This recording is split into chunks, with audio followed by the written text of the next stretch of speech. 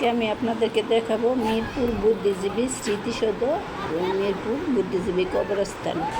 এটা হইতেছে মিরপুর 1 নম্বর মাজার রোডের থেকে একটু সামনে। মাজার রোড থেকে হাঁটতে আসলেও 5 মিনিট লাগে, বেশি লাগে না। এই স্মৃতিসৌধ এখানে মাঝখানে 2 পাশে কবরস্থান, বাম পাশে হইতেছে বুদ্ধিজীবীদের কবর, ডান পাশে হইতেছে সাধারণ মানুষের কবর। এখানে এখন কাজ চলতেছে, সুন্দর করতেছে। এই যে বাচ্চারা খেলাধুলা করতেছে, মাঠের মতো আছে এখানে। বাচ্চারা সাইকেল চালায়, স্কেটিং চালায়, স্কুটার চালায়, ফুটবল খেলে, ক্রিকেট খেলে, এরকম জায়গা আছে সুন্দর। এবং অনেক ফেরিওয়ালারাও বসে, কিন্তু এখন কাজ চলে দেখা কোনো ফেরিওয়ালা নাই, উঠাই দিছে মনে হয়।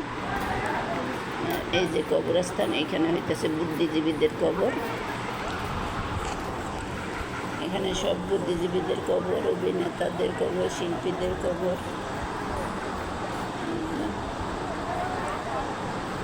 এখানে শহীদদের স্মৃতি,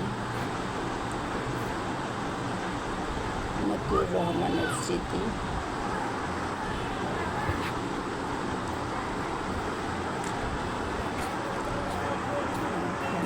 সামনে আরও অনেকগুলো কবর আছে, নায়ক নায়িকা, শিল্পী, বুদ্ধিজীবী, মুক্তিযোদ্ধা, কবি, সাহিত্যিক, অনেক যে অভিনেতা হুমায়ুন ফরিদের কবর এখানে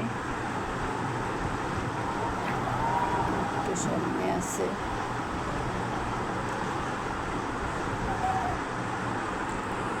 এইটা হচ্ছে গোলাম মোস্তফার কবর, জামাই শ্বশুরের কবর পাশাপাশি আছে।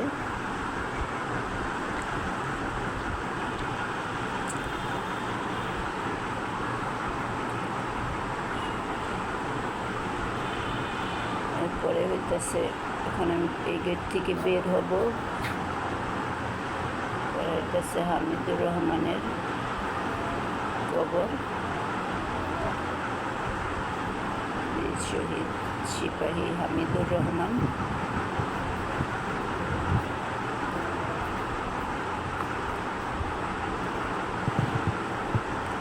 আর এইটা হইতেছে সাধারণ মানুষের কবর। এখানে কবর 2 বছরের জন্য দেয় 3000 টাকা দিয়ে। 2 বছর পর এই কবর উঠে ফেলা, এরপরে আবার নতুন কবর দেয়। এগুলো যেগুলো পাকা করা, এগুলো অনেক আগের কিনা। যাদের ফ্যামিলির লোকজন মারা যায় তাদেরটাই উঠাই আবার তারাই কবর দেয়, এভাবে হয়। এখন আর এরকম করে কিনা পাকা করা যায় না, এখন ওই 2 বছরের জন্য দিতে পারে, তারপর উঠাই ফেলায় 2 বছর পর।